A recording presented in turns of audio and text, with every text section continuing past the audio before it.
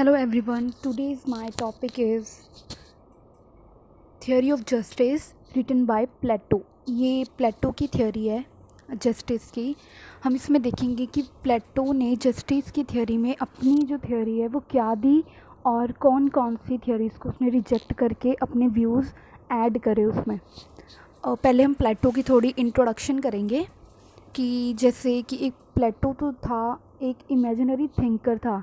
उसकी जो the Republic सबसे फेमस बुक थी, द रिपब्लिक, उसका मेन पर्पस ये था लिखने का कि सबको पता है कि जो प्लेटो का बर्थ प्लेस है वो इथेन है। इथेन में लॉटरी सिस्टम था, उसको एंड करने के लिए प्लेटो ने द रिपब्लिक को लिखा। प्लेटो की जो द रिपब्लिक है वो इमेजिनेशन पर बेस है। सारी मतलब जो उसके अंदर जो सब हेडिंग्स हैं like ideal state, theory of justice और फिलोसफर किंग एक्सेट्रा, ये सभी जो थ्योरीज़ हैं वो सारी इमेजिनेशन पर बेस्ड हैं। और उसने ये अपनी मेच्योरिटी में नहीं लिखी, उसने ये यंग एज में लिखा when he was 40 to 50 age, ठीक है, जब उसकी यंग एज थी उसने तब इसको लिखा। और सबसे पहले हम ये लिखेंगे कि जस्टिस जो है प्लेटो का वो मोरालिटी पर बेस्ड है। हम करने लगे हैं थ्योरी ऑफ जस्टिस। पहले मैंने लिखा है कि अगर हमें ये क्वेश्चन आता है तो हमें कैसे इसको अटेम्प्ट करना चाहिए। पहले उसकी इंट्रो ऑफ प्लेटो, ठीक है, प्लेटो की 4 to 5 लाइंस में इंट्रो, क्योंकि हमने थ्योरी ज़्यादा एक्सप्लेन करनी है जो हमारा मेन क्वेश्चन है। फिर उसके वर्क्स होते हैं, जैसे उसकी बुक्स, जैसे the Republic, Laws, Meno, Crito, Apology, Statesman, ये सभी उसके वर्क्स हैं, उसकी इम्पॉर्टेंट बुक्स हैं। हम इसको बुक्स मेंशन नहीं करेंगे, हम इसको वर्क्स मेंशन करेंगे।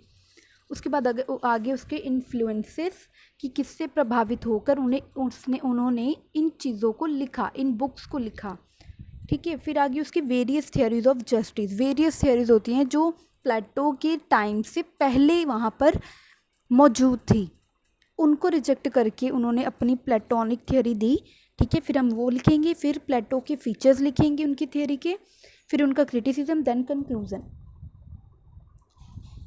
अब जैसे मैंने इंट्रो आपको मैंने थोड़ी सी पहले ही मेंशन कर दी थी। Plato was an imaginary thinker.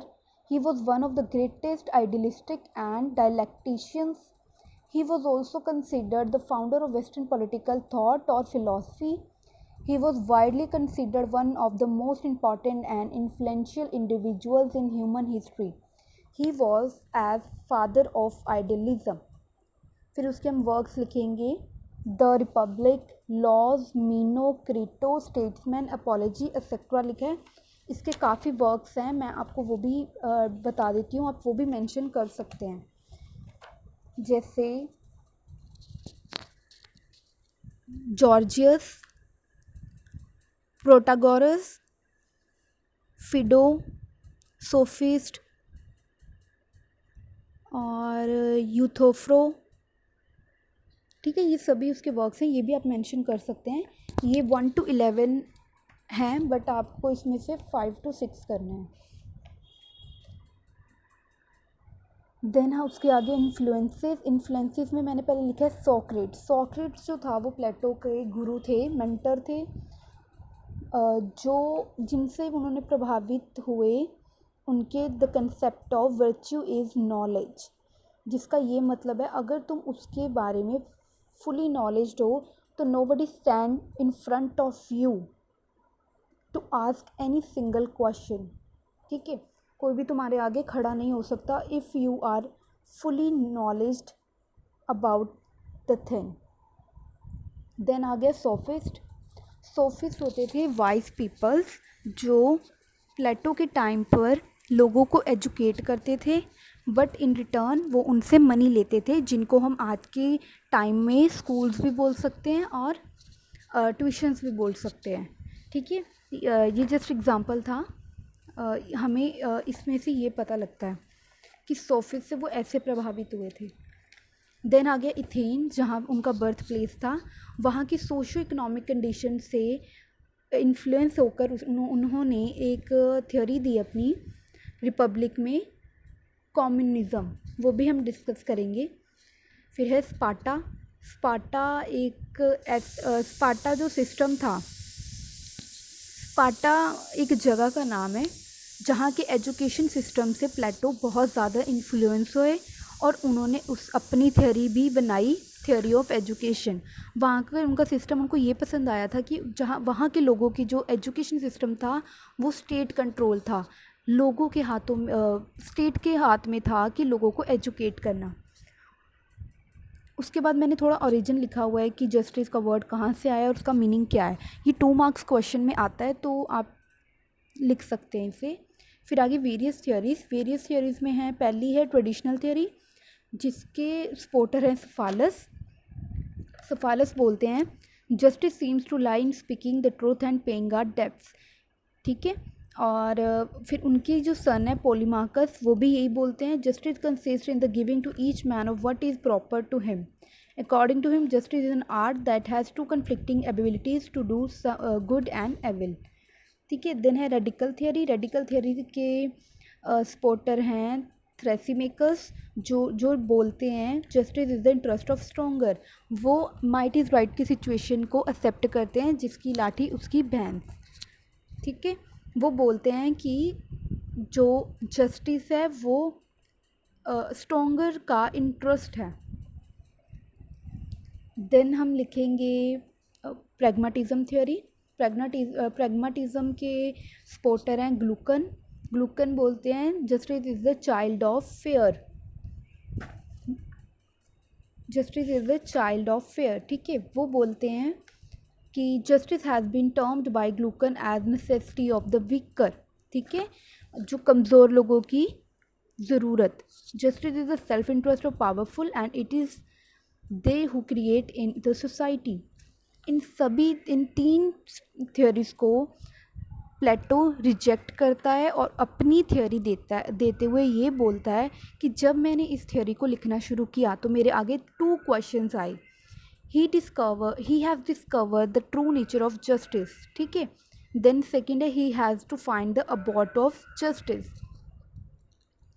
उनके अकॉर्डिंग जस्टिस एक वो है कि जो अगर तुम सोसाइटी में रह रहे हो, सोसाइटी में रहते हुए जो आपकी ड्यूटी है उसके प्रति अगर तुम उसको फुलफ़िल कर रहे हो, तब हमारे साथ क्या होता है जस्टिस की उन्होंने 2 फॉर्म्स बताई है, पर्सनल एंड सोशल, और उन्होंने 3 एलिमेंट्स बताए हैं ह्यूमन सोल के, appetite, spirit and wisdom.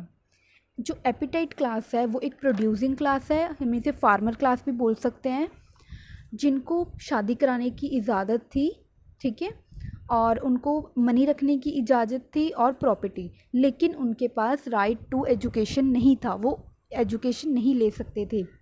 Then spirit class थी सोल्जर क्लास, जिनका काम था अपने नेशन की रक्षा करना, बोथ एक्सटर्नली एंड इंटरनली। उनको शिक्षा लेने का अधिकार था पर शादी कराने का अधिकार नहीं था, ना पैसे रखने का था और ना ही property. Same as it is wisdom class, जो कि एक वो वाइज पीपल थे जिन्होंने इन फ्यूचर में फिलोसफर बनना था, लोगों पर राज करना था, ये वो क्लास थी। इसके अंदर लोगों को एजुकेशन लेने का हक था लेकिन उनको शादी कराने का हक नहीं था, क्योंकि प्लेटो ऐसा सोचते थे अगर फिलोसफर शादी करवाएंगे, ठीक है, तो क्या होगा कि उनका जो सारा ध्यान है राज से हटकर अपनी फैमिली की ओर चला जाएगा, और अगर उनके पास पैसा होगा या प्रॉपर्टी होगी तो उनके मन में लालच आएगा कि हमारे पास और ज़्यादा होना चाहिए, क्योंकि इंसान अपनी जो चीज़ें उससे सेटिस्फेक्शन नहीं होता, अगर उसके पास वो चीज़ आ गई तो वो और चीज़ें मांगने की मांग करता है। तो इसलिए प्लेटो बोलता है कि उनको एजुकेशन होनी चाहिए, बट उनको अलाउड नहीं था प्रॉपर्टी, मनी और मैरिज। फिर उसके आगे फीचर्स प्लेटो के, इंक्लूज़न ऑफ 3 क्वालिटीज़, उन्होंने 3 क्वालिटीज़ को बताया अलग अलग करके, जो कि नेचुरल क्वालिटीज़ है पर्सन में, जैसे producing class, soldier class and courage class. Then moral theory, ये एक मॉरल थियोरी है, यूनिवर्सल है, हर जगह पाई जाती है, ठीक है। बैलेंसिंग कंसेप्ट, वो बोलते हैं अगर सभी जाने अपना अपना काम करेंगे तो सोसाइटी में बैलेंस बनेगा। फिर है इंटरनल एलिमेंट ऑफ लाइफ, जो कि मतलब जो 3 हमने थियरीज पढ़ी हैं वो बोलते हैं ये जस्टिस जो कंसेप्ट है वो एक्सटर्नल है, लेकिन जो प्लेटो है वो बोलते हैं कि ये इंटरनल कंसेप्ट है। स्पेसिफिकेशन ऑफ फंक्शन, मतलब हर क्लास को अपना फंक्शन पता है कि उन्होंने क्या काम करना है। नॉन इंटरफेरेंस, तीनों क्लासेस अपना अपना काम करेंगी, वो एक दूसरे में इंटरफेरेंस नहीं करेंगी। ओपोनेंट ऑफ एक्सट्रीम इंडिविजुअलिज्म, ठीक है, वो इंडिविजुअलिज्म के बिल्कुल अपोजिट थे। बिल्कुल जो उनकी जो थ्योरी है वो इंडिविजुअलिज्म के अपोज्ड है। फिर है psychological base. Then philosophical ruler, इसका मेन कंसेप्ट था फिलोसफिकल रूलर का मतलब कि राजा बनाना। फिलोसफिकल रूलर मतलब कि उनकी थियोरी का मेन मोटिव था राजा बनाना, फिलोसफर किंग को बनाना। थियोरी ऑफ जस्ट यूनिटी, तो अगर वो अपनी अपनी जो जैसे फार्मर क्लास है उनकी अपनी यूनिटी होगी, फिलोसफर्स की अपनी यूनिटी होगी और सोल्जर्स की अपनी। इसका हम क्रिटिसिज्म ऐसे करते हैं कि उन्होंने मॉरल कंसेप्ट बताया जस्टिस को, ना कि लीगल। ठीक है, क्योंकि जस्टिस का नाम ही जस्टिस से पता ही लगता है कि लॉ पर बेस्ड है, बट इसमें कोई लॉ की बात ही नहीं करी, उन्होंने इसको मॉरल कंसेप्ट बताया। फिर सेकंड पॉइंट है हमारा making the individual subordinate to the state. ठीक है, कि जो इंसान को स्टेट के सबऑर्डिनेट बताया उन्होंने। इससे भी हम लोगों को प्लेटो को हम करेंगे कि वो क्रिटिसाइज़ करेंगे उसकी थ्योरी को कि उन्होंने इंसान को क्लासेस है उसके अंदर जकड़ कर रख लिया है। ठीक है, उनकी अपनी कोई फ्रीडम नहीं है कुछ करने की, मतलब पैदा होते ही अगर वो फार्मर क्लास में पैदा हुए हैं तो उनका यही मोटिव है कि वो अपना काम करे फार्मिंग का। Then I emphasis on excessive integration. ठीक है, उन्होंने क्या करा है, उन्होंने एक्सेसिव इंटीग्रेशन कर दी है। देन है एक्सेसिव सेपरेशन, उन्होंने बहुत ज़्यादा उनको सेपरेट कर दिया है। पहले मैंने बताया उन्होंने 2 पार्ट्स में डिवाइड किया, उसके बाद उन्होंने ह्यूमन सोल को भी 3 पार्ट्स में डिवाइड किया और उनको वही काम दिया हुआ है जो उन्होंने काम दिया है कि प्लेटो ने बोला कि वो वही काम करेंगे। देन एंटी डेमोक्रेसी, इसमें कोई भी ये अनडेमोक्रेटिक थ्योरी है। फिर है पैराडॉक्स थ्योरी, कि जो प्लेटोस की थ्योरी है वो ये प्रमोट करती है कि नॉन इंटरफेरेंस और इक्वालिटी, कि उन जो अमंग क्लासेस में नॉन इंटरफेरेंस है और इक्वालिटी है। ठीक है, at the same time the place of this class not even equal to that other classes. ठीक है, उन्होंने ये प्रमोट किया, बट उसी समय हम ये भी कह सकते हैं कि इक्वालिटी कैसे हो सकती है। ठीक है, फिर हम थोड़ा सा कंक्लूजन ऐड कर देंगे जो कि मैंने लिखा हुआ है। Despite various criticisms, the importance of plateaus theory of justice can not be denied. Plato propounded the idea of justice on the basis of best arguments. In short, it is the principle of self-righteousness, good conduct, morality, which is much broader than legal justice. हम प्लेटो की theory में main point ये लिखेंगे कि प्लेटो की theory morality पर based है। ठीक है, ये काफ़ी टाइम क्वेश्चन आता है कि किस पर बेस्ड है, ये 2 मार्क्स का क्वेश्चन आता है।